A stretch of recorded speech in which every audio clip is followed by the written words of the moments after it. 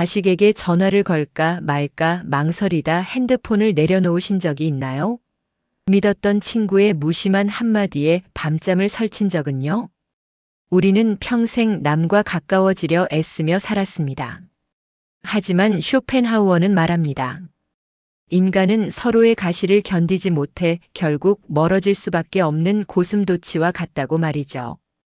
오늘 그 가시 돋친 관계에서 벗어나 나를 지키면서도 온기를 나누는 법을 함께 찾아보려 합니다. 2024년 11월 서울 강남의 한 아파트, 김영애 씨는 65살입니다. 거실 소파에 앉아 핸드폰을 들여다보고 있습니다. 화면에는 큰딸의 전화번호가 떠 있습니다. 통화 버튼을 누르려다가 다시 화면을 끕니다. 벌써 세 번째입니다. 시계를 보니 저녁 8시 30분, 딸아이가 퇴근했을 시간입니다. 하지만 전화를 걸면 또 이렇게 말할 것만 같습니다. 엄마, 지금 좀 바빠. 나중에 다시 전화할게. 그 말을 들을까봐 두렵습니다. 사실 급한 용무가 있는 것도 아닙니다. 그저 목소리가 듣고 싶었을 뿐입니다. 혼자 저녁을 먹고 나니 집이 너무 조용했습니다. 남편은 작년에 세상을 떠났고 두 자녀는 각자의 가정을 꾸려 독립한 지 오래입니다. 김영애 씨는 평생 가족을 위해 살았습니다. 70년대 후반 23살에 결혼해서 이듬해 처자아이를 낳았습니다. 그때부터 삶은 온통 아이들을 중심으로 돌아갔습니다. 새벽 5시면 일어나 도시락을 쌌고 아이들이 학교 갈 때는 현관문까지 나가 손을 흔들어 주었습니다. 남편의 월급만으로는 부족해서 낮에는 동네 슈퍼에서 계산대를 보았고 저녁에는 아이들 숙제를 봐주었습니다. 80년대 중반 큰아이가 중학교에 들어갈 무렵에는 학원비가 만만치 않았습니다. 그래서 주말에도 일을 더했습니다. 친구들이 등산을 가자고 해도 나는 바빠서 못 가라고 했습니다. 사실 시간이 없어서라기보다는 그 시간에 조금이라도 더 벌어야 한다는 생각이 컸습니다. 아이들이 원하는 것을 다 해주고 싶었습니다. 90년대 초 아이들이 대학에 들어갈 때는 등록금을 마련하느라 집을 담보로 대출을 받기도 했습니다. 그래도 마음은 뿌듯했습니다. 내 자식들이 좋은 대학을 나와서 좋은 직장을 얻으면 그것만으로도 충분하다고 생각했습니다. 남편과 단둘이 외식을 한 적도 손에 꼽을 정도였습니다. 언제나 아이들이 먼저였습니다. 2000년대에 들어서면서 아이들은 하나둘 독립했습니다. 큰딸은 30살에 결혼해서 경기도로 이사 갔고 아들은 회사 때문에 부산으로 내려갔습니다. 그때까지만 해도 김영애 씨는 외롭지 않았습니다. 일주일에 한 번씩은 아이들에게서 전화가 왔고 명절이면 다 같이 모였습니다. 손주들도 태어났습니다. 처음 손주를 안았을 때의 그 감격은 지금도 잊을 수 없습니다. 하지만 시간이 흐르면서 무언가 달라지기 시작했습니다. 2010년대 중반부터 아이들의 전화가 뜸해졌습니다. 명절에도 올해는 처가 쪽에 가야 해서라거나 아이들 학원 스케줄 때문에 어렵다는 말을 듣게 되었습니다. 처음에는 이해했습니다. 다들 바쁘니까, 다들 자기 삶이 있으니까. 하지만 점점 더 연락이 뜸해지자 마음 한편이 허전해지기 시작했습니다. 2020년 코로나 팬데믹이 시작되면서 상황은 더 나빠졌습니다. 사회적 거리두기 때문에 아예 만날 수조차 없었습니다. 영상통화를 하긴 했지만 화면 너머로 보는 아이들의 얼굴은 어딘가 멀게만 느껴졌습니다. 그리고 작년 남편이 갑자기 세상을 떠났습니다. 심근경색이었습니다. 장례식에는 아이들이 왔지만 사흘 만에 다들 돌아갔습니다. 그 이후로 김영애 씨는 혼자가 되었습니다. 매일 아침 눈을 뜨면 옆자리가 비어 있고 저녁을 먹을 때도 혼자입니다. 텔레비전을 켜놓지만 무슨 내용인지 귀에 들어오지 않습니다. 가끔 아이들에게 전화를 걸면 엄마 괜찮으세요? 라고 묻습니다. 응, 괜찮아라고 대답하지만 사실은 괜찮지 않습니다. 그저 아이들에게 부담을 주고 싶지 않을 뿐입니다. 친구들은 어떨까요? 김영애 씨에게는 오랜 친구가 몇 명 있었습니다. 젊은 시절 같은 동네에 살면서 아이들을 함께 키웠던 친구들입니다. 하지만 아이들을 키우느라 바쁠 때는 자주 만나지 못했습니다. 나중에 시간 나면 만나자고 했지만 그 나중은 좀처럼 오지 않았습니다. 예순을 넘기고 나서야 비로소 시간이 생겼습니다. 그래서 오랜만에 친구들에게 연락을 했습니다. 하지만 반응은 예전 같지 않았습니다. 누구는 건강이 안 좋아서 집 밖에 나가기 힘들다고 했고, 누구는 손주를 돌보느라 바쁘다고 했습니다. 겨우 만난 친구와 식사를 하면서도 어딘가 어색했습니다. 몇십 년 만에 만났는데 할 이야기가 별로 없었습니다. 서로의 삶이 너무 달라져 있었습니다. 어느 날 저녁 김영애 씨는 혼자 저녁을 먹다가 문득 이런 생각이 들었습니다. 내가 이렇게 애써 가까워지려 했는데 나만 외로운 걸까? 평생 누군가를 위해 살았습니다. 아이들을 위해, 남편을 위해, 가족을 위해. 그런데 이제 남은 것은 무엇인가요? 텅 빈 아파트와 가끔씩 울리는 전화벨 소리뿐입니다. 독일의 철학자 아르투어 쇼펜하우어는 1851년에 출판된 그의 저서 불옥과 보유에서 이런 이야기를 했습니다. 추운 겨울밤 고슴도치들이 서로의 체온으로 추위를 이기려고 모여듭니다. 하지만 가까이 다가갈수록 서로의 가시에 찔려 아파합니다. 그래서 다시 멀어집니다. 그러면 또 춥습니다. 이렇게 가까워졌다 멀어졌다를 반복하면서 고슴도치들은 마침내 적당한 거리를 찾아냅니다. 서로에게 상처를 주지 않으면서도 약간의 온기를 나눌 수 있는 그런 거리를 말입니다. 쇼펜하우어는 이것을 고슴도치의 딜레마라고 불렀습니다. 인간관계도 마찬가지라는 것입니다. 우리는 외로움을 피하기 위해 타인에게 다가가지만 가까워질수록 서로의 결점과 이기심 때문에 상처를 입습니다. 그래서 관계는 필연적으로 긴장을 동반할 수밖에 없습니다. 김영애 씨는 이 이야기를 들었다면 어땠을까요? 아마도 처음에는 받아들이기 힘들었을 것입니다. 평생 가까운 관계가 좋은 것이라고 배워왔으니까요. 가족은 언제나 함께 있어야 하고, 친구는 자주 만나야 하고, 사람들과 친밀하게 지내야 행복하다고 믿었습니다. 하지만 지금 김영애 씨가 느끼는 이 공허함은 무엇일까요? 혹시 그동안 너무 가까이 다가가려고만 했던 것은 아닐까요? 아이들에게 너무 많은 것을 바랐던 것은 아닐까요? 친구들에게 너무 큰 기대를 걸었던 것은 아닐까요? 쇼펜하우어는 1819년 프랑크푸르트에서 태어났습니다. 그는 평생 비관주의 철학자로 알려져 있지만 사실 그의 통찰은 단순한 비관이 아니라 냉철한 현실 인식에 기반하고 있습니다. 그는 인간의 본성을 깊이 관찰했고 그 결과 한 가지 중요한 결론에 도달했습니다. 인간은 본질적으로 이기적이라는 것입니다. 이 말이 냉정하게 들릴 수 있습니다. 하지만 쇼펜하우어가 말하고자 한 것은 인간이 나쁘다는 것이 아닙니다. 단지 각자가 자신의 욕구와 고통에 먼저 반응한다는 사실을 인정하자는 것입니다. 어머니조차도 자신의 피로와 고통을 먼저 느낍니다. 친구도 자신의 문제에 먼저 몰두합니다.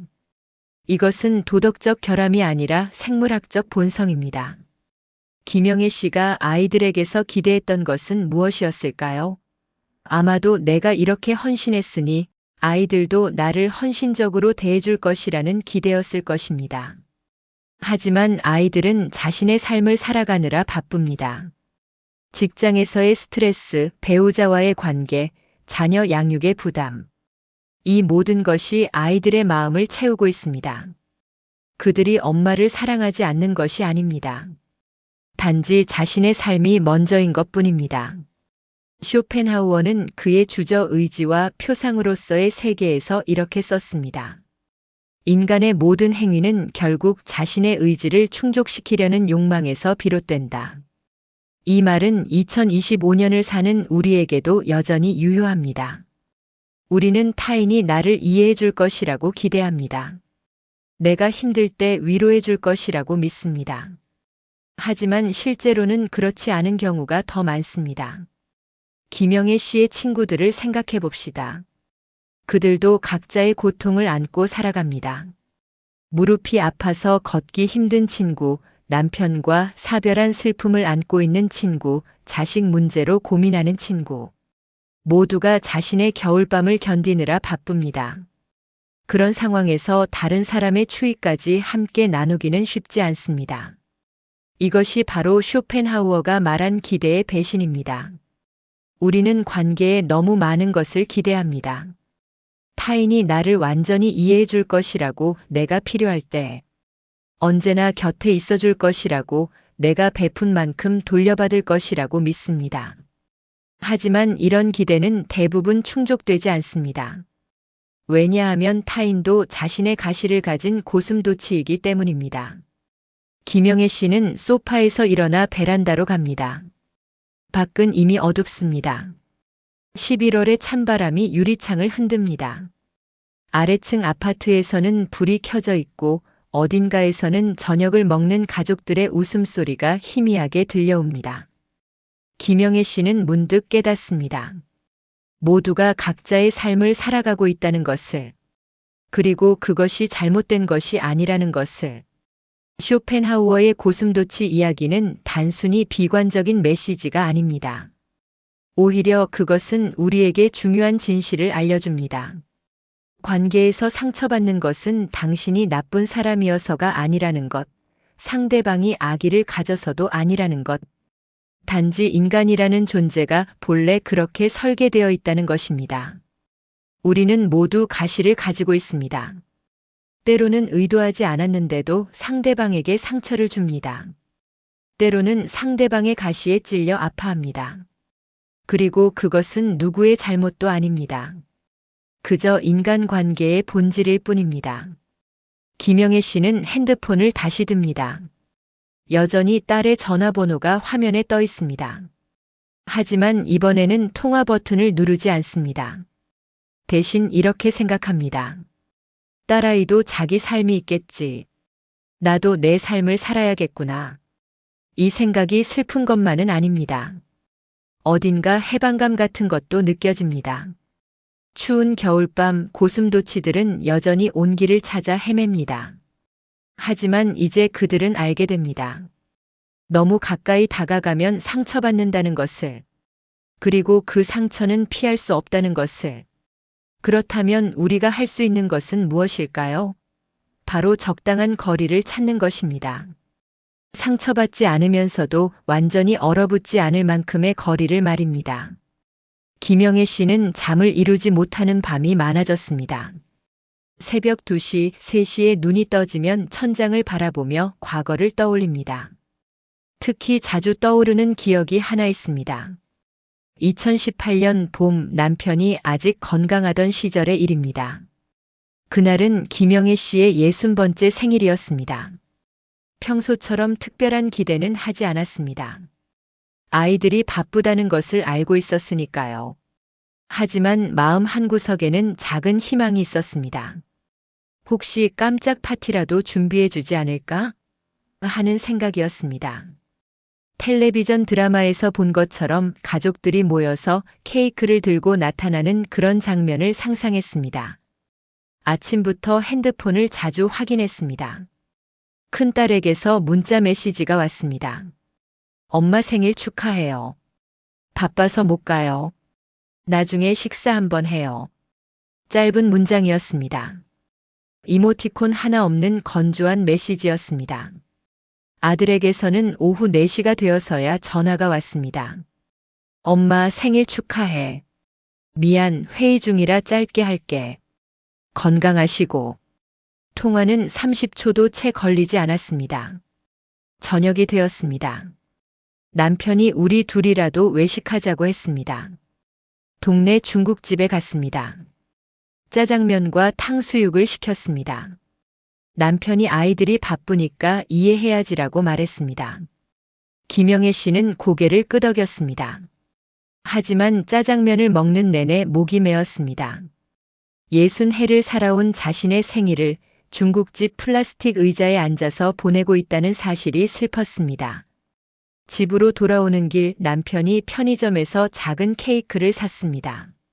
1,000원짜리 초 1개를 꽂아서 불을 붙였습니다. 소원 빌어라고 남편이 말했습니다. 김영애 씨는 눈을 감았습니다. 무슨 소원을 빌었을까요? 아이들이 건강하고 행복하기를, 손주들이 잘 자라기를. 자신을 위한 소원은 하나도 없었습니다. 그날 밤 혼자 방에 누워서 울었습니다. 소리 내지 않고 조용히 울었습니다. 남편이 들을까봐 이불을 뒤집어 쓰고 울었습니다. 그때 깨달았습니다. 아, 나는 아이들에게 별로 중요하지 않은 사람이구나. 그 생각이 가슴을 찔렀습니다. 날카로운 가시처럼 말입니다. 비슷한 기억이 또 있습니다. 2020년 코로나 팬데믹 시기의 일입니다. 사회적 거리두기로 모두가 힘들어하던 때였습니다. 김영애 씨는 혼자 집에 있는 시간이 많았습니다. 남편은 낮에 동네 경로당에 가곤 했지만 김영애 씨는 집안일을 하며 시간을 보냈습니다. 그러던 어느 날 큰딸에게서 영상통화 요청이 왔습니다. 반가운 마음에 서둘러 받았습니다. 화면에 딸의 얼굴이 나타났습니다. 엄마 잘 지내세요? 김영애 씨는 응, 엄마는 괜찮아. 넌 어때? 라고 물었습니다. 딸은 잠깐 망설이더니 이렇게 말했습니다. 엄마 사실 부탁이 있어서요. 다음 주에 제가 출장을 가야 하는데 아이를 좀 봐주실 수 있으세요? 그 순간 가슴이 철렁했습니다. 딸이 전화한 이유가 단지 부탁을 하기 위해서였다는 것을 깨달았습니다. 안부를 묻는 것이 진심이 아니라 부탁을 하기 위한 서론이었던 것입니다. 김영애 씨는 그래, 알았어라고 대답했습니다. 하지만 전화를 끊고 나서 한참을 멍하니 앉아 있었습니다. 물론 손주를 돌보는 것 자체는 기쁜 일이었습니다. 하지만 딸이 자신을 필요로 하는 것이 오직 그럴 때뿐이라는 사실이 아팠습니다. 나는 딸에게 그저 편리한 존재일까? 하는 생각이 들었습니다. 베이비시터처럼 필요할 때만 찾는 그런 존재 말입니다. 친구 관계에서도 비슷한 경험이 있었습니다. 2019년 가을 김영희 씨는 오랜 친구 정미숙 씨를 만났습니다. 정 씨와는 30년도 넘은 친구 사이였습니다. 아이들이 어렸을 때 같은 아파트 단지에 살면서 자주 왕래했던 사이입니다. 하지만 정 씨 가족이 다른 지역으로 이사간 후로는 연락이 뜸했습니다. 그날 약속 장소는 강남역 근처 카페였습니다. 오후 2시에 만나기로 했습니다. 김영애 씨는 1시간 일찍 나와서 머리도 다듬고 옷도 신경 써서 입었습니다. 오랜만에 만나는 친구라 설렜습니다. 카페에 도착해서 커피를 주문하고 기다렸습니다. 정 씨가 15분 늦게 도착했습니다. 미안, 차가 막혀서라고 말했습니다. 자리에 앉자마자 핸드폰을 꺼내 들었습니다. 잠깐만 급한 문자 하나만 보내고라고 했습니다. 그 잠깐이 10분이나 이어졌습니다. 김영애 씨는 커피를 홀짝이며 기다렸습니다. 대화가 시작되었습니다. 김영애 씨가 요즘 어떻게 지내? 라고 물었습니다. 정 씨는 자신의 이야기를 쏟아냈습니다. 남편 이야기, 자식 이야기, 며느리 이야기, 시댁 이야기. 30분 동안 정 씨의 독백이 이어졌습니다. 김영애 씨는 중간중간 그랬구나, 힘들었겠다라며 맞장구를 쳤습니다. 그런데 정 씨는 한 번도 김영애 씨에게 넌 어때? 라고 묻지 않았습니다. 자신의 이야기를 다 하고 나자 시계를 보더니 아이고 벌써 이 시간이네. 나 4시에 약속이 있어서라고 말했습니다. 만난 지 1시간도 채 안 됐습니다. 헤어지면서 다음에 또 보자라고 했지만 그 다음은 오지 않았습니다. 집으로 돌아오는 지하철 안에서 김영애 씨는 창밖을 바라보았습니다. 어두운 터널 벽이 빠르게 지나갔습니다. 문득 이런 생각이 들었습니다. 나는 정 씨에게 이야기를 들어주는 사람일 뿐이구나. 진짜 친구가 아니라 그냥 말을 받아주는 존재. 씁쓸했습니다. 독일 철학자 아르투어 쇼펜하우어는 그의 저서 인생론에서 이렇게 썼습니다. 타인에게 지나치게 기대하는 것은 스스로를 불행으로 이끄는 지름길이다. 이 말은 1851년 프랑크푸르트에서 쓰였지만 200년이 지난 지금도 여전히 유효합니다. 쇼펜하우어가 지적한 것은 인간의 근본적인 본성입니다. 우리는 타인이 우리를 이해해 줄 것이라고 기대합니다. 내가 힘들 때 위로해 줄 것이라고, 내가 필요할 때 곁에 있어 줄 것이라고, 내 말을 경청해 줄 것이라고 믿습니다. 하지만 현실은 다릅니다. 대부분의 사람들은 자신의 세계에 갇혀 있습니다. 김영애 씨의 딸을 생각해 봅시다. 딸은 나쁜 사람일까요? 아닙니다. 단지 바쁠 뿐입니다. 직장에서는 상사의 눈치를 봐야 하고, 집에서는 아이를 돌봐야 하고, 남편과의 관계도 신경 써야 합니다. 매일 저녁 녹초가 되어 집에 돌아옵니다. 그런 상황에서 엄마의 생일을 챙기는 것은 우선순위에서 밀릴 수밖에 없습니다. 정미숙 씨도 마찬가지입니다. 그녀도 자신의 고민과 스트레스로 가득 차 있습니다. 친구를 만나는 것은 자신의 이야기를 털어놓고 위로받기 위해서입니다. 상대방의 이야기를 들을 여유가 없습니다. 이것이 이기심일까요? 어쩌면 그렇습니다. 하지만 그것은 도덕적 결함이라기보다는 인간의 자연스러운 모습입니다. 쇼펜하우어는 1819년 프랑크푸르트의 유복한 가정에서 태어났습니다. 그의 아버지는 성공한 상인이었고 어머니는 당대의 유명한 소설가였습니다. 하지만 쇼펜하우어는 평생 가족과 불화했습니다. 특히 어머니와의 관계가 좋지 않았습니다. 어머니는 사교계에서 인기 있는 살롱을 운영했지만 아들에게는 냉담했습니다. 이런 경험이 쇼펜하우어의 철학에 깊은 영향을 미쳤습니다. 그는 인간관계의 이면을 꿰뚫어 보았습니다. 겉으로는 사랑과 우정을 말하지만 속으로는 각자의 이익을 추구한다는 것을 깨달았습니다. 그래서 그는 이렇게 결론지었습니다. 타인에 대한 기대를 버려라. 그들은 당신이 원하는 만큼 당신을 사랑하지 않는다. 이 말이 냉정하게 들립니다. 하지만 쇼펜하우어의 의도는 우리를 절망시키려는 것이 아니었습니다. 오히려 환상에서 깨어나게 하려는 것이었습니다. 타인에 대한 과대평가를 멈추라는 것입니다. 사람들이 우리를 완전히 이해해 줄 것이라는, 우리의 필요를 항상 채워줄 것이라는 환상을 버리라는 것입니다. 김영애 씨는 2023년 어느 날 작은 깨달음을 얻었습니다. 그날은 남편이 병원에 입원해 있던 시기였습니다. 심장이 좋지 않아서 일주일 정도 입원했습니다. 김영애 씨는 매일 병원에 갔습니다. 아침 10시쯤 병원에 도착해서 오후 5시까지 남편 곁에 있었습니다. 어느 날 오후 큰딸에게서 전화가 왔습니다. 엄마, 아빠 어때?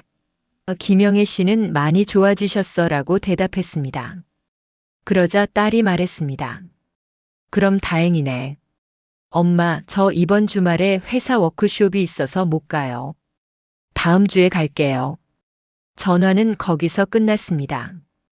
김영애 씨는 핸드폰을 내려놓고 창밖을 바라보았습니다. 병실 창문 너머로 가을 하늘이 보였습니다. 구름이 천천히 흘러갔습니다. 그때 이런 생각이 들었습니다. 딸에게 화를 낼 필요가 있을까? 딸도 자기 삶이 있는데. 이전 같았으면 섭섭했을 것입니다. 하지만 이번에는 달랐습니다. 그저 담담하게 받아들였습니다. 쇼펜하우어의 말이 떠올랐습니다. 직접 그의 책을 읽은 것은 아니지만 언젠가 텔레비전 프로그램에서 들었던 내용입니다. 타인은 당신의 기대를 충족시키기 위해 존재하지 않는다. 그 말이 이제야 이해되었습니다. 딸이 나쁜 것이 아니라 내가 너무 많이 기대했던 것입니다. 딸이 항상 나를 우선순위에 놓아줄 것이라고, 내가 필요할 때마다 달려와 줄 것이라고, 나의 외로움을 채워줄 것이라고 기대했습니다. 하지만 그것은 불가능한 기대였습니다. 딸에게도 딸의 삶이 있으니까요. 이런 깨달음은 처음에는 슬펐습니다. 마치 무언가 잃어버린 것 같았습니다.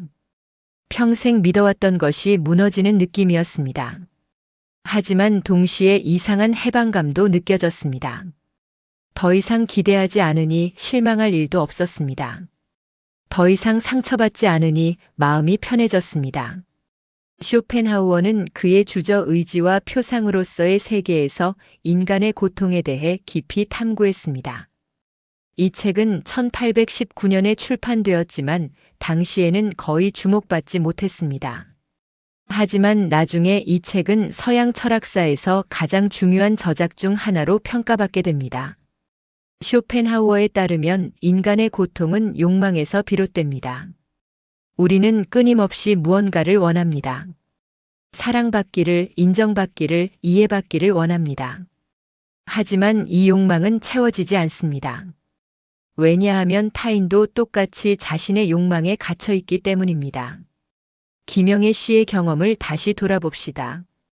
60번째 생일 때 느꼈던 상처는 무엇 때문이었을까요? 아이들이 생일을 챙겨주기를 바랐기 때문입니다.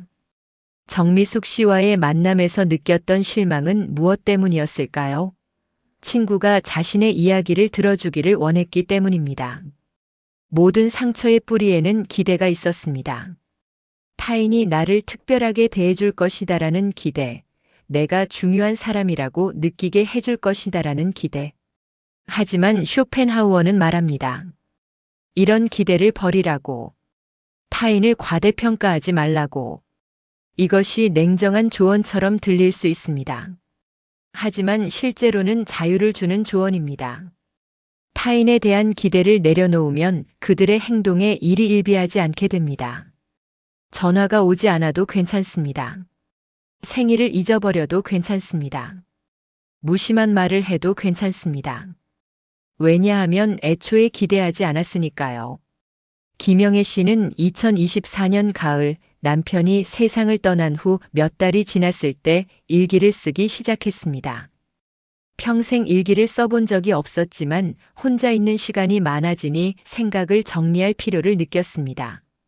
11월 15일 저녁 일기장에 이렇게 썼습니다. 오늘 깨달았다. 내가 외로운 것은 혼자여서가 아니라 누군가 내 외로움을 채워주기를 바랐기 때문이다.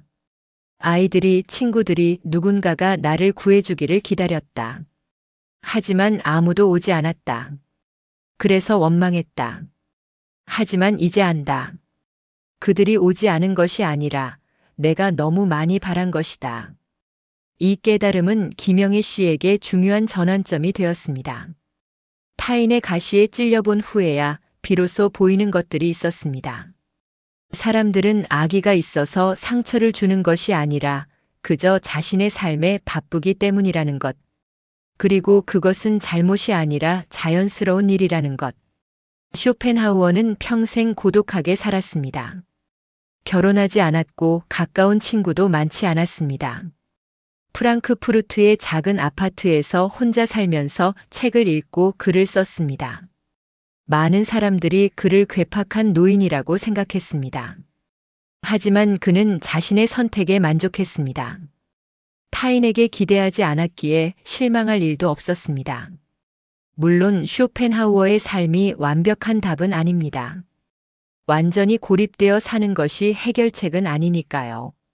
하지만 그의 통찰은 여전히 가치가 있습니다. 타인에 대한 환상을 버리는 것, 그것이 첫 번째 단계입니다. 그래야만 진정한 관계를 만들어갈 수 있습니다. 김영애 씨는 이제 딸에게 전화할 때 기대하지 않습니다. 딸이 바로 받지 않아도 괜찮습니다. 통화가 짧아도 괜찮습니다. 왜냐하면 딸도 자기 삶이 있다는 것을 알기 때문입니다. 이 이해가 김영애 씨를 자유롭게 만들었습니다. 아가씨에 찔릴 일이 없어진 것입니다. 김영애 씨는 2025년 1월 어느 추운 아침 혼자 산책을 나갔습니다. 집 근처 올림픽 공원까지 걸어가는 길이었습니다. 새벽 6시 30분 하늘은 아직 어두웠고 거리는 한산했습니다. 찬바람이 뺨을 스쳤지만 걷는 것이 싫지 않았습니다. 오히려 이 고요함이 좋았습니다. 공원에 도착하자 조깅하는 사람들이 보였습니다. 저마다 이어폰을 끼고 자신의 속도로 달리고 있었습니다. 김영애 씨는 벤치에 앉았습니다. 멀리 호수가 보였습니다. 수면 위로 아침 안개가 피어오르고 있었습니다. 그 풍경을 바라보며 문득 이런 생각이 들었습니다. 이 거리가 딱 좋구나. 저 조깅하는 사람들과 자신 사이의 거리 말입니다. 너무 가깝지도 너무 멀지도 않은 거리. 서로의 존재를 인식하지만 간섭하지 않는 거리. 각자의 세계를 존중하는 거리. 김영애 씨는 이것이 바로 쇼펜하우어가 말한 그 거리가 아닐까 생각했습니다. 지난 몇 달 동안 김영애 씨는 많은 것을 배웠습니다. 타인에게 너무 많이 기대하지 않는 법을 배웠습니다. 실망하지 않는 법을 배웠습니다. 하지만 이제 새로운 질문이 생겼습니다. 그렇다면 완전히 혼자 살아야 하는 걸까? 아무와도 가까워지지 말아야 하는 걸까? 그것은 너무 극단적인 것 같았습니다.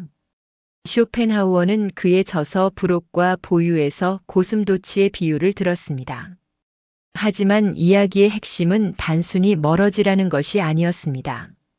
오히려 적당한 거리를 찾으라는 것이었습니다.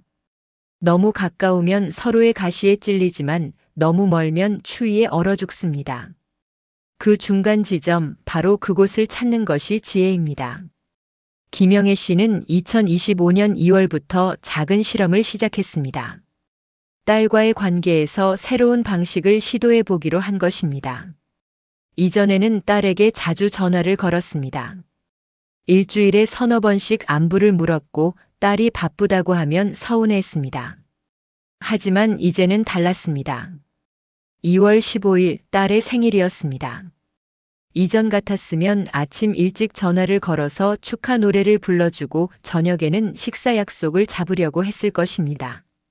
하지만 이번에는 다르게 행동했습니다. 오전 11시쯤 간단한 문자 메시지를 보냈습니다. 생일 축하한다. 행복한 하루 보내렴. 짧고 담백한 메시지였습니다. 딸에게서 답장이 왔습니다. 고마워요, 엄마. 저녁에 남편이랑 외식하기로 했어요. 이전 같았으면 나는 안 보냐? 는 생각이 들었을 것입니다. 하지만 이번에는 그저 그래, 좋은 시간 보내라고만 답했습니다. 전화도 걸지 않았습니다.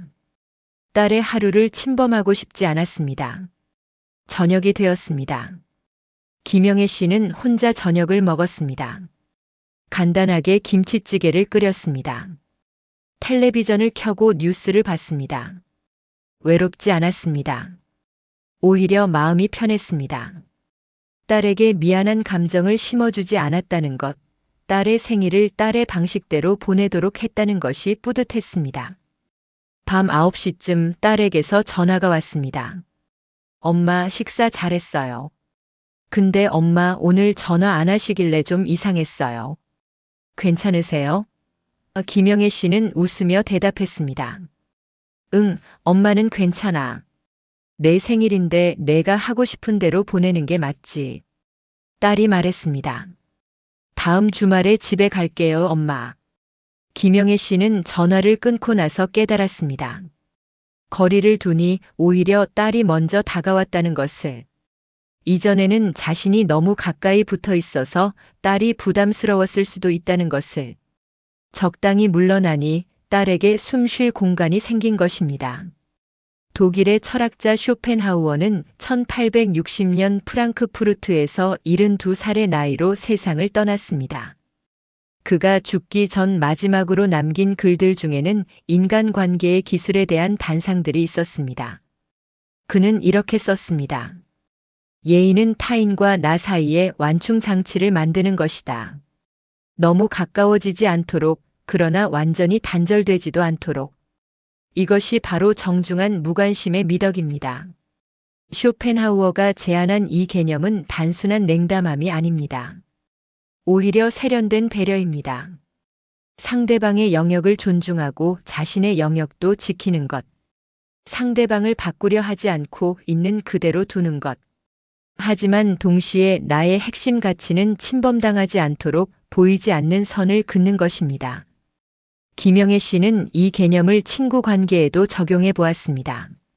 3월 초순, 오랜 친구 박순자 씨에게서 연락이 왔습니다. 영희야, 요즘 어떻게 지내? 우리 차 한잔 하자. 김영애 씨는 약속을 잡았습니다. 하지만 이번에는 마음가짐이 달랐습니다. 친구에게서 무언가를 얻으려는 기대가 없었습니다. 3월 12일 수요일 오후 3시 동네 카페에서 만났습니다. 박순자 씨는 김영애 씨보다 2살 어린 63이었습니다. 같은 아파트 단지에 사는 이웃이자 15년 지기 친구였습니다. 커피를 주문하고 자리에 앉았습니다. 박순자 씨가 먼저 이야기를 꺼냈습니다. 요즘 며느리 때문에 속상해서 미치겠어. 김영애 씨는 이전처럼 왜 무슨 일인데? 라고 캐묻지 않았습니다. 그저 고개를 끄덕이며 들었습니다. 박순자 씨는 20분 동안 며느리 이야기를 했습니다. 김영애 씨는 중간중간 그랬구나, 힘드시겠어요 라고만 말했습니다. 이야기가 끝나자 박순자 씨가 물었습니다. 넌 요즘 어때? 혼자 계시기 힘들지? 김영애 씨는 솔직하게 대답했습니다.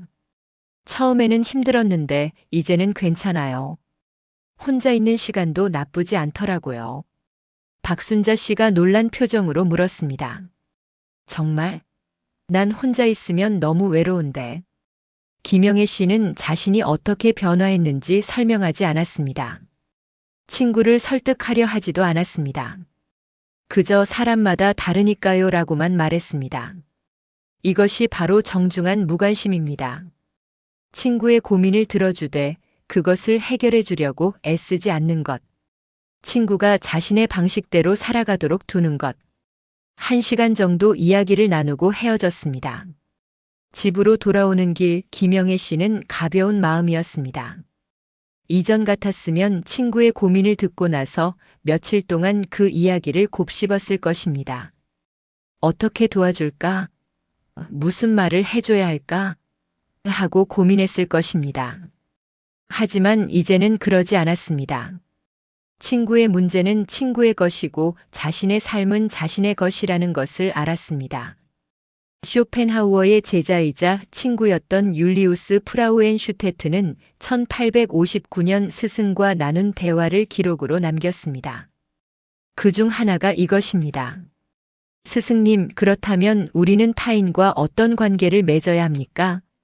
쇼펜하우어가 대답했습니다. 친절하되 깊이 관여하지 말게. 예의 바르되 친밀하지는 말게. 존중하지만 기대하지는 말게. 이 조언은 200년이 지난 지금도 유효합니다. 김영애 씨는 이제 이것을 실천하고 있었습니다. 아들과의 관계도 마찬가지였습니다. 아들은 부산에서 회사를 다니고 있었습니다. 한 달에 한 번 정도 전화가 왔습니다. 이전 같았으면 왜 더 자주 전화하지 않느냐고 섭섭해했을 것입니다. 4월 첫째 주 일요일 아들에게서 전화가 왔습니다. 엄마, 어버이날에 못 올라갈 것 같아요. 그때 출장이 잡혔어요. 김영애 씨는 담담하게 대답했습니다. 그래, 일이 중요하지. 괜찮아. 아들이 미안해하는 목소리로 말했습니다. 정말 죄송해요, 엄마. 김영애 씨는 웃으며 말했습니다. 미안해할 것 없어. 내일 잘하는 게 엄마한테는 더 기쁜 일이야. 전화를 끊고 나서 김영애 씨는 창밖을 바라보았습니다. 봄꽃이 피어나고 있었습니다. 아파트 단지 정원에 벚나무가 있었는데 분홍빛 꽃잎이 바람에 흩날렸습니다. 예쁘다고 생각했습니다. 그리고 문득 깨달았습니다. 이 순간 자신이 행복하다는 것을.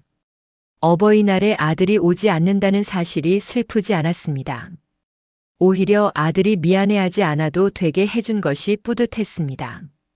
이것이 바로 적당한 거리의 힘입니다. 가까워서 상처받지 않고 멀어서 외롭지도 않은 그 지점. 중국 송나라의 선승 임재의서는 900년경 이렇게 말했습니다. 부처를 만나면 부처를 죽여라. 조사를 만나면 조사를 죽여라. 이 말은 폭력을 말하는 것이 아닙니다. 어떤 대상에도 집착하지 말라는 뜻입니다. 심지어 깨달음에도 집착하지 말라는 것입니다. 쇼펜하우어의 정중한 무관심도 비슷한 맥락입니다. 타인에게 집착하지 말라는 것입니다. 김영애 씨는 5월에 들어서면서 새로운 일상을 만들어갔습니다. 아침에는 공원을 산책했습니다. 점심에는 간단하게 식사를 하고 오후에는 도서관에 가서 책을 읽었습니다. 저녁에는 집에서 텔레비전을 보거나 일기를 썼습니다. 누군가와 약속이 있을 때만 외출했습니다. 5월 20일 화요일 동네 복지관에서 진행하는 서예 강좌에 등록했습니다. 매주 화요일과 목요일 오후 2시부터 4시까지 2시간씩 수업이 있었습니다. 처음 가는 날은 조금 긴장되었습니다. 낯선 사람들 사이에서 어떻게 행동해야 할지 몰랐습니다. 강의실에 들어서자 5명의 수강생이 이미 와 있었습니다. 모두 비슷한 연령대의 여성들이었습니다. 선생님은 60대 중반으로 보이는 남자 선생님이었습니다. 안녕하세요. 처음 오셨네요. 이쪽에 앉으세요. 김영애 씨는 구석 자리에 앉았습니다. 수업이 시작되었습니다. 선생님이 붙잡는 법부터 설명했습니다. 붓은 이렇게 세워서 잡고 먹물은 적당히 묻혀야 합니다. 김영애 씨는 집중해서 들었습니다. 첫 글자를 쓸 때는 손이 떨렸습니다. 하지만 점점 익숙해졌습니다. 수업이 끝나고 다른 수강생 한 명이 말을 걸었습니다. 처음이시죠? 잘하시네요. 김영애 씨는 미소를 지으며 감사합니다라고만 했습니다. 상대방이 더 이야기를 이어가려 했지만 김영애 씨는 다음 시간에 또 뵙겠습니다라고 말하고 자리를 떠났습니다. 이것이 정중한 무관심입니다. 무례하지 않지만 친밀하지도 않은 태도. 문을 열어두되 깊숙이 들어오지는 못하게 하는 것. 김영애 씨는 이제 이 거리 조절에 익숙해지고 있었습니다. 새로운 사람들을 만날 때도 기존의 관계에서도 항상 적당한 선을 유지했습니다. 5월 말 큰딸이 집에 왔습니다. 토요일 오후 2시쯤 도착했습니다. 손주를 데리고 왔습니다. 8살 난 손자였습니다. 엄마 오랜만이에요. 김영애 씨는 반갑게 맞았습니다. 거실에서 차를 마시며 이야기를 나눴습니다. 딸이 물었습니다. 엄마, 요즘 많이 달라지신 것 같아요. 전에는 자주 전화하시고 그랬는데 요즘은 연락이 뜸하시더라고요. 혹시 제가 잘못한 거 있어요? 김영애 씨는 고개를 저었습니다. 아니야, 내 잘못이 아니야. 엄마가 깨달은 게 있어서 그래. 딸이 궁금한 표정으로 물었습니다. 뭘 깨달으셨는데요? 김영애 씨는 잠시 생각하다가 말했습니다. 너도 내 인생이 있고 엄마도 엄마 인생이 있다는 걸 깨달았어. 엄마가 너무 내 인생에 끼어들려고 했던 것 같아. 딸이 말했습니다. 그런 거 아니에요, 엄마. 제가 바빠서 신경을 못 썼던 거죠. 김영애 씨는 딸의 손을 잡았습니다. 알아. 엄마가 이해해. 그래서 이제는 적당한 거리를 유지하려고 해. 너무 가까우면 서로 부담스럽고 너무 멀면 또 그것도 좋지 않잖아. 딱 적당한 거리, 그게 좋은 것 같아. 딸은 잠시 생각하더니 고개를 끄덕였습니다. 엄마가 그렇게 생각하시니까 오히려 제가 더 편해요. 죄책감이 덜 들어요. 이것이 바로 쇼펜하우어가 말한 중도의 지혜입니다. 극단을 피하고 중간을 찾는 것. 집착도 하지 않고 완전히 놓아버리지도 않는 것. 관계를 유지하되 자신을 잃지 않는 것. 이것은 차가움이 아니라 오히려 성숙한 사랑의 형태입니다. 저녁이 되어 딸과 손주가 돌아갔습니다. 김영애 씨는 혼자 남았습니다. 거실을 정리하면서 오늘 딸과 나눈 대화를 떠올렸습니다. 마음이 따뜻했습니다. 적당한 거리를 유지하니 오히려 만남이 더 소중하게 느껴졌습니다. 매일 보면 당연하게 여겨지지만 가끔 보면 더 감사하게 되는 법입니다. 밤이 되었습니다. 김영애 씨는 베란다에 나가 밤하늘을 올려다보았습니다. 별이 보였습니다. 서울 하늘에서 별을 보기는 쉽지 않은데 오늘은 맑아서 몇 개가 보였습니다. 저 별들도 적당한 거리를 유지하고 있다는 생각이 들었습니다. 너무 가까우면 충돌하고 너무 멀면 중력의 영향을 받지 못합니다. 적당한 거리에서 서로를 끌어당기면서도 각자의 궤도를 유지합니다. 우주가 그렇고 자연이 그렇고 인간관계도 그래야 한다는 것을 김영애 씨는 이제 알았습니다. 이것이 바로 내면의 온기를 만드는 방법입니다. 타인에게서 온기를 구걸하지 않고 스스로 만들어내는 것. 그리고 그 온기를 적당한 거리에서 나누는 것. 너무 가까워서 화상을 입지도 않고 너무 멀어서 얼어붙지도 않는 그 지점을 지키는 것입니다. 김영애 씨는 2025년 6월 첫째 주 금요일 아침 평소와 다른 결심을 했습니다. 혼자 여행을 가보기로 한 것입니다. 65해를 살면서 단 한 번도 혼자 여행을 떠난 적이 없었습니다. 항상 누군가와 함께였습니다. 신혼여행도 가족여행도 친구들과의 단체 여행도 모두 그랬습니다. 하지만 이제는 달랐습니다. 혼자라는 것이 외롭게 느껴지지 않았습니다. 오히려 자유롭게 느껴졌습니다. 아무에게도 눈치 보지 않고 내가 가고 싶은 곳에 가고 내가 먹고 싶은 것을 먹고 내가 머물고 싶은 만큼 머무를 수 있다는 것. 그것이 설레었습니다. 6월 15일 토요일 강릉행 기차표를 예매했습니다. 1박 2일 여정이었습니다. 호텔도 혼자 쓸 수 있는 싱글룸으로 예약했습니다. 짐을 쌀 때는 가벼운 배낭 하나만 챙겼습니다. 옷 2벌, 세면도구, 책 1권, 그리고 작은 수첩과 펜. 그것이 전부였습니다. 출발 전날 밤 큰딸에게 문자 메시지를 보냈습니다. 내일 강릉에 다녀올게. 이틀 후에 돌아와. 딸에게서 곧바로 전화가 왔습니다. 엄마 혼자 가시게요? 괜찮으세요? 김영애 씨는 웃으며 대답했습니다. 응, 혼자 가고 싶어서. 걱정하지 마. 딸이 걱정스러운 목소리로 말했습니다. 그래도 연세가 있으신데 혹시 무슨 일 생기면 어떡해요? 김영애 씨는 차분하게 말했습니다. 무슨 일이 생기면 그때 연락할게. 엄마도 이제 좀 내 인생을 살고 싶구나. 이해해줘. 딸은 한참을 망설이다가 말했습니다. 알겠어요. 조심히 다녀오세요. 중간중간 연락 주시고요. 전화를 끊고 나서 김영희 씨는 가슴이 두근거렸습니다. 내일이 기다려졌습니다. 6월 16일 토요일 아침 6시 서울역에 도착했습니다. 이른 시간이라 사람이 많지 않았습니다. 커피 한 잔을 사서 대합실 의자에 앉았습니다. 창밖으로 아침 햇살이 들어왔습니다. 커피를 마시며 주변을 둘러보았습니다. 여행 가방을 끄는 젊은 커플, 배낭을 맨 대학생들, 유모차를 끄는 가족. 모두 어딘가로 떠나는 사람들이었습니다. 이전 같았으면 부러웠을 것입니다.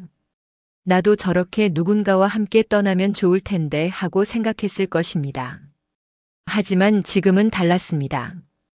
혼자라는 것이 결핍이 아니라 선택이었습니다. 내가 원해서 혼자 온 것입니다. 그 사실이 김영애 씨를 당당하게 만들었습니다. 기차는 오전 7시 30분에 출발했습니다. 창가 자리에 앉았습니다. 기차가 움직이기 시작하자 서울의 풍경이 뒤로 흘러갔습니다. 빌딩들이 사라지고 점점 녹색의 들판이 나타났습니다. 김영애 씨는 창밖을 바라보며 생각에 잠겼습니다. 독일의 철학자 아르투어 쇼펜하우어는 그의 저서 행복론에서 이렇게 썼습니다. 고독을 사랑할 줄 아는 사람만이 진정으로 자유롭다. 이 책은 1851년에 출판되었습니다. 쇼펜하우어는 당시 63세 나이였습니다.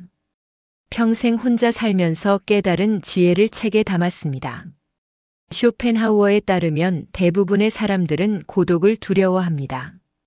왜냐하면 자기 자신과 마주하는 것이 불편하기 때문입니다.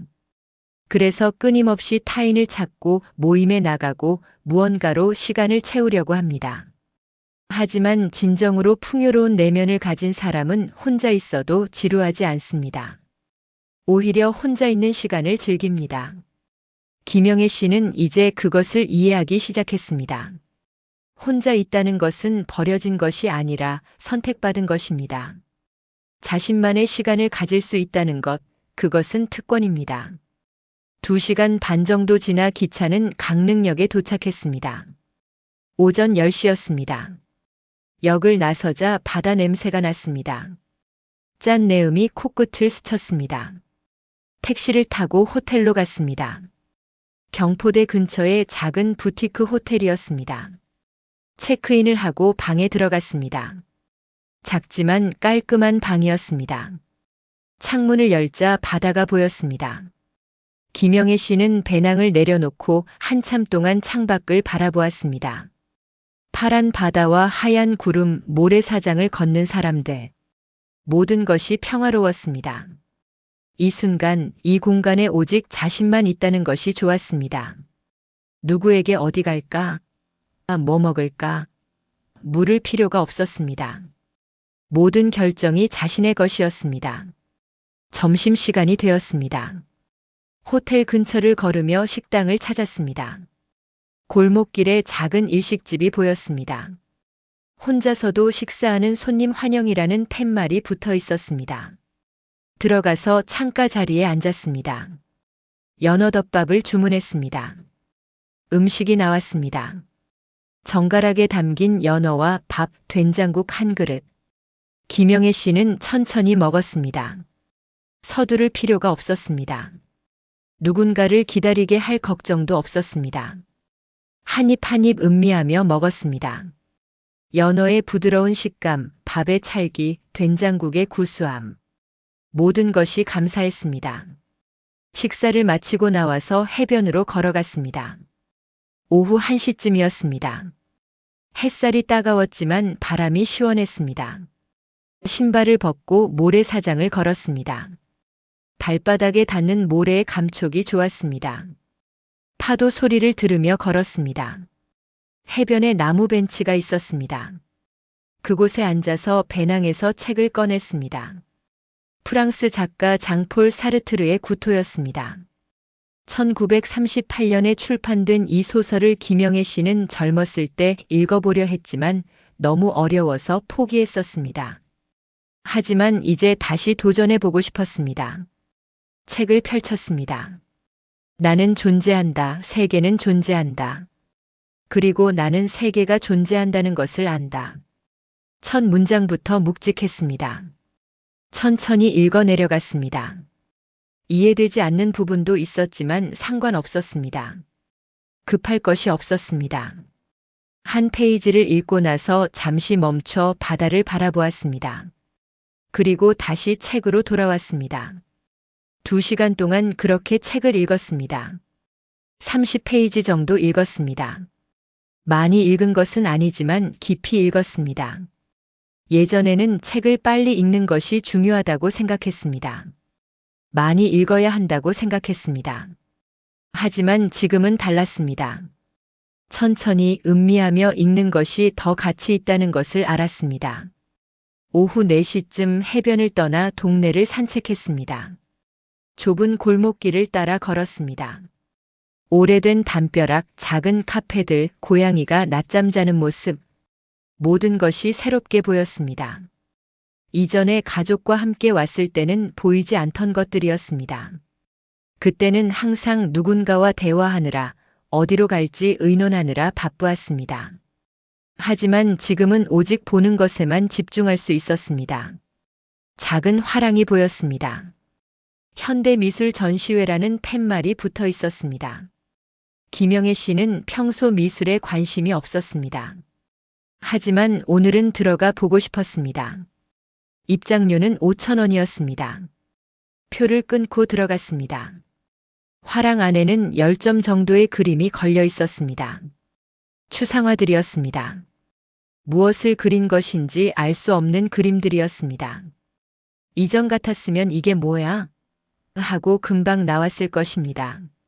하지만 오늘은 달랐습니다. 한 그림 앞에 오래 서 있었습니다. 파란색과 검은색이 섞인 추상화였습니다. 제목은 고독이었습니다. 김영애 씨는 이 그림을 한참 동안 바라보았습니다. 처음에는 아무것도 보이지 않았습니다.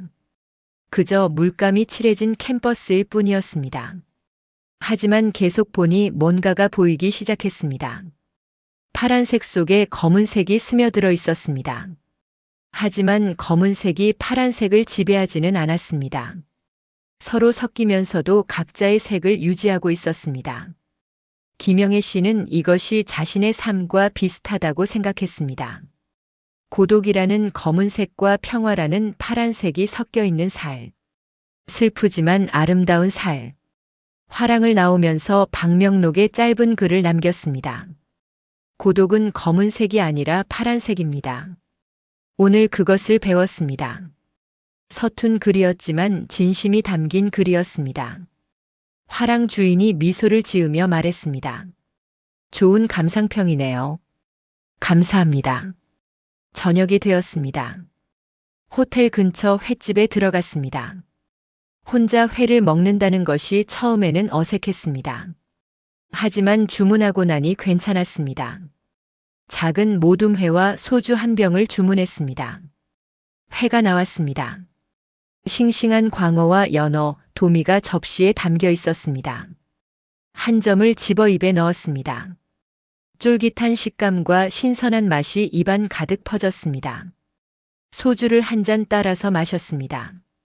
목구멍으로 넘어가는 소주의 쓴맛과 단맛. 이 모든 것을 혼자 느끼고 있다는 것이 좋았습니다. 누군가와 나눌 필요가 없었습니다. 이 순간은 오직 나만의 것이었습니다. 쇼펜하우어는 1848년 프랑크푸르트에서 혼자 살면서 매일 같은 일과를 반복했습니다. 아침에 일어나서 글을 쓰고 점심을 먹고 산책을 하고 저녁에는 오페라를 보러 갔습니다. 항상 혼자였습니다. 사람들은 그를 외롭다고 생각했습니다. 하지만 쇼펜하우어 자신은 그렇게 생각하지 않았습니다. 그는 이렇게 썼습니다. 지적인 사람은 홀로 있을 때 가장 행복하다. 왜냐하면 그는 자기 자신과 대화할 수 있기 때문이다. 이 말의 의미를 김영애 씨는 이제 알 것 같았습니다. 혼자 있다는 것은 공허함이 아니라 충만함입니다. 타인의 목소리가 사라진 자리에 자신의 목소리가 들립니다. 저녁을 먹고 해변으로 다시 나갔습니다. 밤바다였습니다. 어둠 속에서 파도 소리만 들렸습니다. 가로등 아래 벤치에 앉아서 하늘을 올려다보았습니다. 별이 보였습니다. 도시에서는 볼 수 없었던 수많은 별들이 하늘에 박혀 있었습니다. 김영애 씨는 배낭에서 수첩을 꺼냈습니다. 펜을 들고 적기 시작했습니다. 6월 16일 토요일. 오늘 나는 혼자 여행을 했다. 처음에는 외로울까봐 걱정했다. 하지만 외롭지 않았다. 오히려 편안했다. 누구에게도 맞추지 않아도 되니까. 내가 원하는 대로 하루를 보낼 수 있으니까. 이것이 자유구나. 수첩을 덮고 다시 하늘을 올려다보았습니다. 별 하나가 유난히 밝게 빛났습니다. 김영애 씨는 그 별을 보며 생각했습니다. 저 별도 혼자 빛나고 있구나. 하지만 외롭지 않아 보여. 오히려 당당해 보여. 그렇습니다. 혼자라는 것은 약함이 아니라 강함입니다. 호텔로 돌아왔습니다. 밤 11시였습니다. 샤워를 하고 침대에 누웠습니다. 천장을 바라보며 오늘 하루를 되돌아보았습니다. 아침에 기차를 타던 순간, 해변에서 책을 읽던 순간, 화랑에서 그림을 보던 순간, 밤바다를 바라보던 순간. 모든 순간이 소중했습니다. 왜냐하면 그 순간들은 온전히 나의 것이었기 때문입니다. 다음 날 아침 일요일입니다. 6시에 눈이 떴습니다.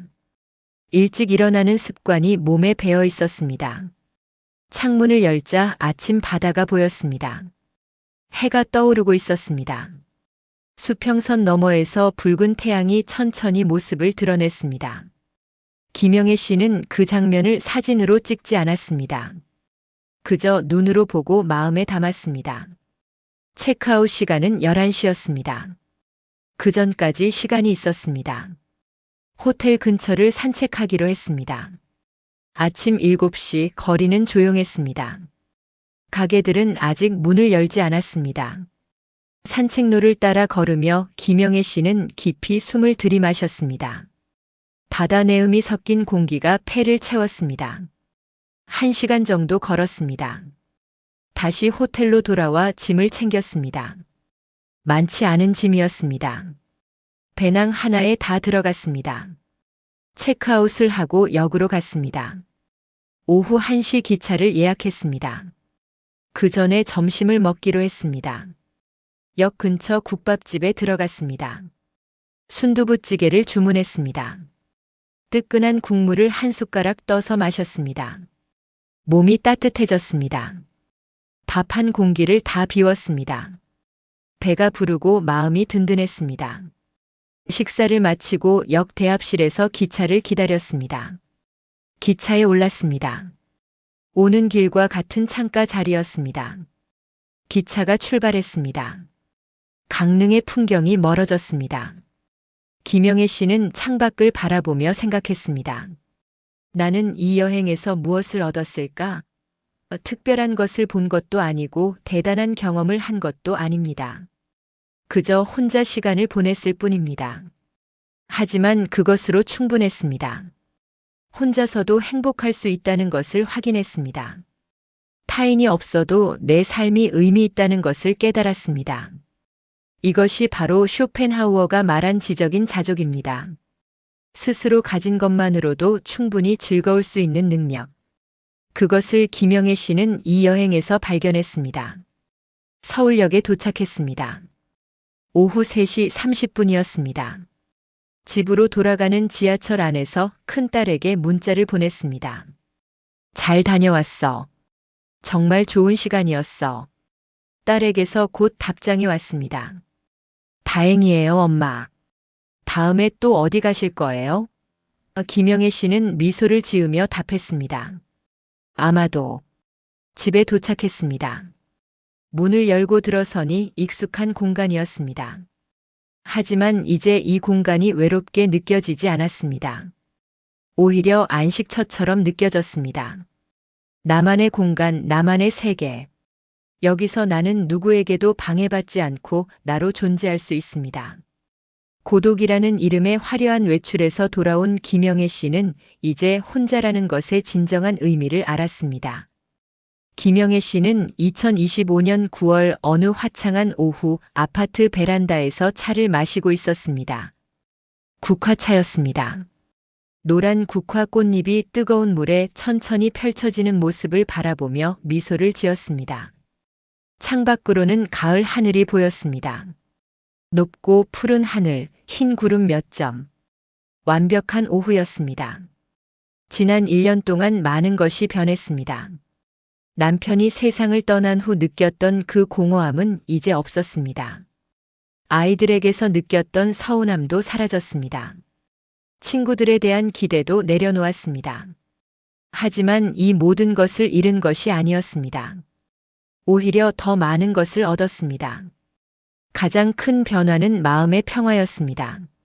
아침에 눈을 뜰 때 더 이상 오늘 누구에게 연락해야 하나, 누가 나를 찾을까 하는 생각을 하지 않게 되었습니다. 그저 오늘 나는 무엇을 할까 하고 생각했습니다. 삶의 중심이 타인에게서 자신에게로 옮겨온 것입니다.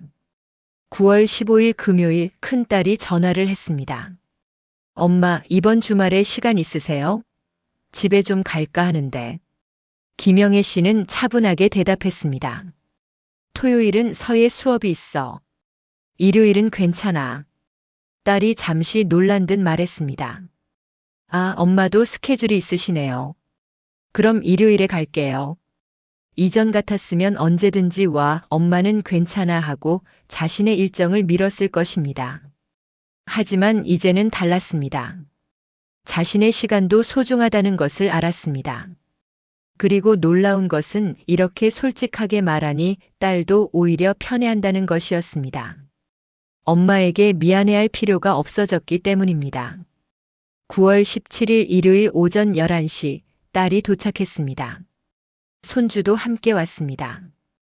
이제 9살이 된 손자는 할머니를 보자 환하게 웃었습니다. 할머니, 김영애 씨는 손자를 안아주었습니다. 따뜻한 온기가 느껴졌습니다. 하지만 예전처럼 더 자주 왔으면 좋겠다는 생각은 들지 않았습니다. 이 순간을 즐기면 그것으로 충분했습니다. 거실에 앉아 차를 마시며 대화를 나눴습니다. 딸이 말했습니다. 엄마, 요즘 정말 달라지신 것 같아요. 표정도 밝아지시고 뭔가 더 편안해 보이세요. 김영애 씨는 고개를 끄덕였습니다. 그래, 엄마도 그렇게 느껴. 마음이 많이 편해졌어. 딸이 궁금한 듯 물었습니다. 어떻게 그렇게 변하신 거예요? 김영애 씨는 잠시 생각하다가 말했습니다. 기대를 내려놓았어. 너희에게도 친구들에게도 세상에게도 누군가 나를 행복하게 해줄 거라고 기대하지 않게 됐어. 내가 나를 행복하게 만드는 거더라고.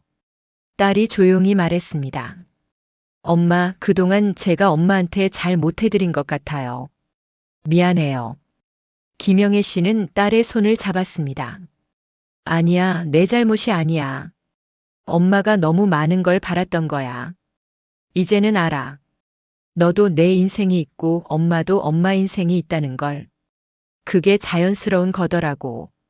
딸의 눈에 눈물이 맺혔습니다.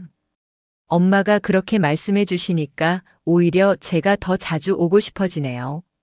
예전에는 엄마가 저한테 기대하시는 게 느껴져서 부담스러웠거든요. 근데 이제는 엄마 보러 오는 게 즐거워요. 김영애 씨는 미소를 지었습니다. 이것이 바로 쇼펜하우어가 말한 역설이었습니다. 타인에게 집착하지 않을 때 오히려 타인이 더 가까이 다가옵니다. 요구하지 않을 때 오히려 더 많은 것을 받게 됩니다. 손을 놓을 때 비로소 진정한 관계가 시작됩니다. 점심시간이 되었습니다. 김영애 씨는 간단하게 비빔밥을 만들었습니다. 냉장고에 있는 재료들로 후다닥 만든 음식이었지만 정성이 담겨 있었습니다. 함께 식탁에 앉아 밥을 먹었습니다. 손자가 할머니 맛있어요. 하고 말했습니다. 그 순간이 행복했습니다. 식사 후 손자는 거실에서 장난감을 가지고 놀았습니다. 김영애 씨와 딸은 베란다에 앉아 이야기를 나눴습니다. 딸이 물었습니다. 엄마, 혼자 계시면서 외롭지 않으세요? 김영애 씨는 창밖을 바라보며 대답했습니다. 외롭지 않아. 혼자 있다고 외로운 건 아니더라고. 오히려 혼자 있을 때 나를 더 잘 알게 돼. 딸이 고개를 끄덕였습니다. 저도 가끔 혼자 있고 싶을 때가 있어요. 근데 그게 이기적인 것 같아서 죄책감이 들었는데 엄마 말씀 듣고 보니 그게 자연스러운 거네요. 김영애 씨는 딸의 어깨를 토닥였습니다. 그래, 혼자 있고 싶은 건 당연한 거야. 사람은 누구나 자기만의 공간이 필요해. 오후 3시쯤 딸과 손자가 돌아갔습니다. 현관에서 손을 흔들어 배웅했습니다. 문을 닫고 다시 거실로 돌아왔습니다. 혼자 남았습니다. 하지만 텅 빈 느낌이 들지 않았습니다. 오히려 충만한 느낌이었습니다. 좋은 시간을 보냈고 이제 다시 나만의 시간으로 돌아왔다는 안도감이 들었습니다. 독일의 철학자 아르투어 쇼펜하우어는 1860년 9월 21일 프랑크푸르트의 자택에서 조용히 숨을 거두었습니다. 72살이었습니다. 그는 죽기 전 마지막 며칠 동안 침대에 누워 창밖을 바라보며 평온한 표정을 짓고 있었다고 합니다. 그의 곁에는 아무도 없었습니다. 하지만 그는 외롭지 않았습니다. 쇼펜하우어의 유언장에는 이런 문구가 적혀 있었습니다. 나는 평생 혼자 살았지만 결코 외롭지 않았다. 나는 위대한 사상가들과 함께 있었고 음악과 함께 있었고 무엇보다 나 자신과 함께 있었다. 이것이 그의 마지막 메시지였습니다. 고독은 저주가 아니라 축복이라는 것. 김영애 씨는 9월 말부터 새로운 일과를 만들었습니다. 매주 월요일 아침에는 동네 노인복지관에서 자원봉사를 했습니다. 거동이 불편한 어르신들을 도와드리는 일이었습니다. 처음 시작할 때는 내가 도움을 받아야 할 나이인데 남을 도울 수 있을까 하는 걱정이 있었습니다. 하지만 시작해보니 오히려 자신이 더 많은 것을 받았습니다. 10월 첫째 주 월요일 80대 할머니 한 분을 만났습니다. 그분은 혼자 사시면서 자식들과 연락이 끊긴 상태였습니다. 김영애 씨는 그분과 이야기를 나누며 차를 끓여드렸습니다. 할머니가 말했습니다. 자식들이 날 버렸어. 나를 싫어하나 봐.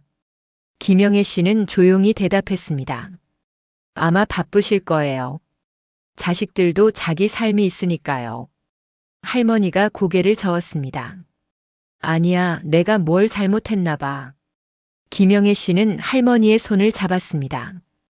잘못하신 게 아니에요. 그냥 그럴 수도 있는 거예요. 그 순간 김영애 씨는 깨달았습니다.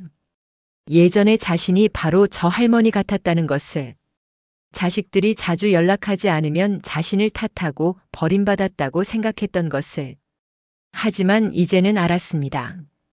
그것은 누구의 잘못도 아니라는 것을. 그저 각자의 삶이 있을 뿐이라는 것을. 할머니에게 말했습니다. 할머니, 저도 예전에는 그렇게 생각했어요. 근데 이제는 달라요. 자식들이 안 와도 괜찮아요. 저는 저대로 행복하거든요. 할머니가 놀란 표정으로 물었습니다. 어떻게 그럴 수 있어요? 김영애 씨는 미소를 지었습니다. 자식들한테 기대하지 않으니까요. 제 행복은 제가 만드니까요. 자원봉사를 마치고 돌아오는 길 김영희 씨는 뿌듯했습니다. 누군가에게 도움이 되었다는 것도 좋았지만 더 중요한 것은 자신이 얼마나 성장했는지 확인할 수 있었다는 것입니다. 1년 전의 자신과 지금의 자신은 완전히 다른 사람이었습니다. 10월 중순 오랜 친구 박순자 씨에게서 연락이 왔습니다. 영희야, 남편이 입원했어. 많이 아파. 김영애 씨는 바로 병원으로 갔습니다. 박순자 씨는 병실 복도 의자에 앉아 울고 있었습니다. 김영애 씨는 옆에 앉아 친구의 손을 잡았습니다. 아무 말도 하지 않았습니다. 그저 함께 있어줬습니다. 1시간쯤 지나서 박순자 씨가 말했습니다. 고마워, 영희야. 내가 와줘서 힘이 돼. 김영애 씨는 미소를 지었습니다. 당연하지. 필요하면 언제든 연락해. 하지만 마음속으로는 선을 그었습니다. 친구의 고통을 내가 다 짊어질 수는 없다는 것을. 함께 있어줄 수는 있지만 대신 살아줄 수는 없다는 것을. 이것이 바로 쇼펜하우어가 말한 자유로운 연대입니다. 서로를 구속하지 않기에 비로소 진실해질 수 있는 관계. 의무감이 아니라 선택으로 만나는 관계. 상대방에게 모든 것을 기대하지 않기에 작은 것에도 감사할 수 있는 관계. 병원을 나서면서 김영희 씨는 생각했습니다. 나는 친구를 위해 올 수 있었다. 하지만 친구의 고통을 내 것으로 만들지는 않았다. 이것이 건강한 관계다. 예전 같았으면 친구의 고통을 보고 며칠 동안 우울했을 것입니다. 하지만 이제는 달랐습니다. 공감하되 동일시하지 않는 법을 배웠습니다. 10월 말 김영애 씨는 둘째 여행을 떠났습니다. 이번에는 제주도였습니다. 3박 4일 일정이었습니다. 혼자였습니다.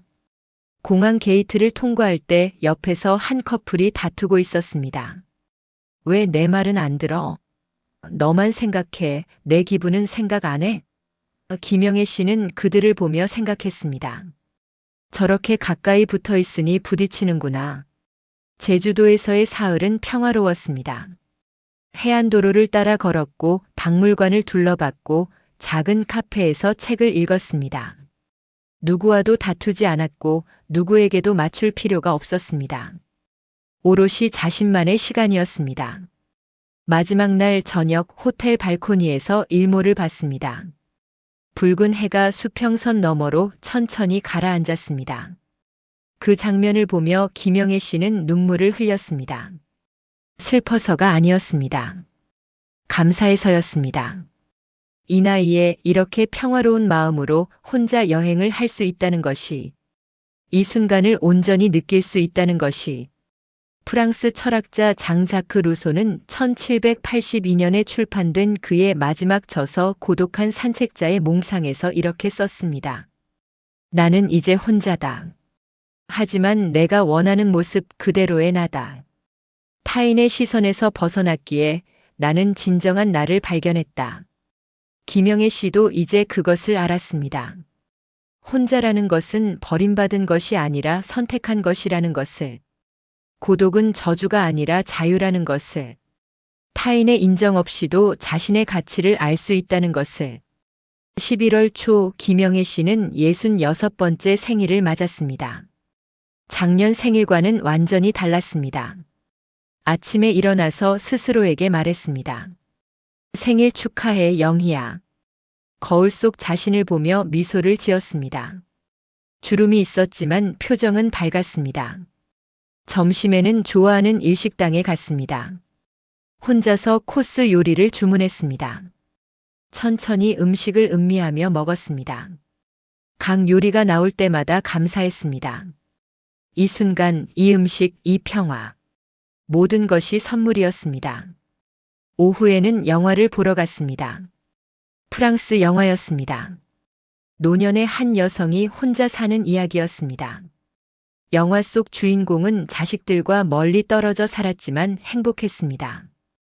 매일 시장에 가서 장을 보고 공원에서 책을 읽고 이웃과 가벼운 인사를 나눴습니다. 큰 사건은 없었지만 삶은 충만했습니다. 영화가 끝나고 극장을 나서면서 김영희 씨는 생각했습니다. 저게 바로 내 삶이야. 드라마틱한 일은 없지만 매일매일이 소중한 삶. 타인의 사랑으로 채워지는 것이 아니라 자기 자신으로 충만한 삶. 저녁에는 큰딸에게서 전화가 왔습니다. 엄마, 생일 축하드려요. 주말에 갈게요. 김영애 씨는 고마워, 천천히 와라고 대답했습니다. 딸이 오든 안 오든 상관없었습니다. 이미 충분히 행복한 하루였으니까요. 밤이 되었습니다. 혼자 케이크를 샀습니다. 작은 케이크였습니다. 초를 하나 꽂고 불을 붙였습니다. 눈을 감고 소원을 빌었습니다. 이번에는 자신을 위한 소원이었습니다. 나는 홀로 있어도 외롭지 않고 함께 있어도 고통스럽지 않기를. 나는 나로 충분하기를. 초를 끄고 케이크를 한 입 베어 물었습니다. 달콤했습니다. 혼자 먹는 케이크였지만 외롭지 않았습니다. 오히려 사치스럽게 느껴졌습니다. 이 순간을 누구와도 나누지 않아도 되니까. 온전히 나만의 것이니까. 12월이 되었습니다. 겨울이 찾아왔습니다. 어느 날 아침 첫눈이 내렸습니다. 김영애 씨는 베란다로 나가 눈을 바라봤습니다. 하얀 눈송이가 조용히 내려앉았습니다. 지난 겨울과 같은 풍경이었습니다. 하지만 마음은 완전히 달랐습니다. 작년 이맘때는 추웠습니다. 남편이 세상을 떠나고 혼자 남겨진 자신이 불쌍했습니다. 하지만 지금은 따뜻했습니다. 혼자지만 외롭지 않았습니다. 오히려 평화로웠습니다. 쇼펜하우어의 고슴도치 이야기를 다시 떠올렸습니다. 추운 겨울밤 고슴도치들은 적당한 거리를 찾았습니다. 너무 가까우면 가시에 찔리고 너무 멀면 얼어 죽습니다. 그 중간, 바로 그 지점. 김영애 씨는 이제 그 거리를 알았습니다. 아이들과의 거리, 친구들과의 거리, 세상과의 거리. 그리고 가장 중요한 것은 자기 자신과의 거리. 너무 가혹하지도 않고 너무 방종하지도 않은 거리. 자신을 사랑하되 집착하지 않는 거리. 자신을 돌보되 탐닉하지 않는 거리. 12월 20날 김영애 씨는 일기장에 이렇게 썼습니다. 1년 전 나는 겨울 속 고슴도치였다. 추워서 누군가에게 붙으려 했고 가시에 찔려 아팠고 원망했다. 하지만 이제 나는 안다. 내 안에 온기가 있다는 것을. 타인에게서 따뜻함을 구걸하지 않아도 나는 충분히 따뜻하다는 것을. 그날 저녁 김영애 씨는 창밖을 바라보았습니다. 눈이 계속 내리고 있었습니다. 하얀 세상이었습니다. 아름다웠습니다. 혼자 보는 풍경이었지만 덜 아름답지 않았습니다. 오히려 더 선명하게 보였습니다. 타인의 시선이 아니라 자신의 눈으로 보니까 이것이 바로 김영애 씨가 도달한 경지였습니다. 홀로 서되 따뜻한 살, 고독하되 풍요로운 살, 타인의 인정 없이도 자족하는 살, 함께 있어도 자신을 잃지 않고 혼자 있어도 외롭지 않은 살. 쇼펜하우어가 평생 추구했던 지혜, 그것이 바로 이것이었습니다. 세상과 적당한 거리를 유지하며 자신의 내면에서 평화를 찾는 것. 타인에게 의지하지 않고 스스로 빛나는 것. 비로소 완성된 따뜻한 품격, 그것이 바로 진정한 성숙이었습니다. 김영애 씨는 이제 알았습니다.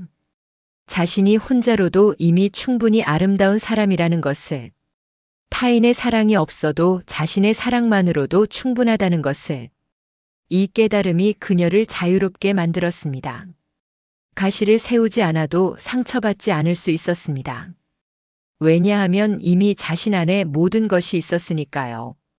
오늘 당신이 느낀 그 쓸쓸함은 사실 당신의 영혼이 이제 좀 쉬고 싶다고 보내는 신호일지도 모릅니다. 가시를 거두고 잠시 떨어져 앉으세요. 멀어질수록 더 잘 보이는 것들이 있습니다. 당신은 혼자로도 이미 충분히 아름다운 사람입니다.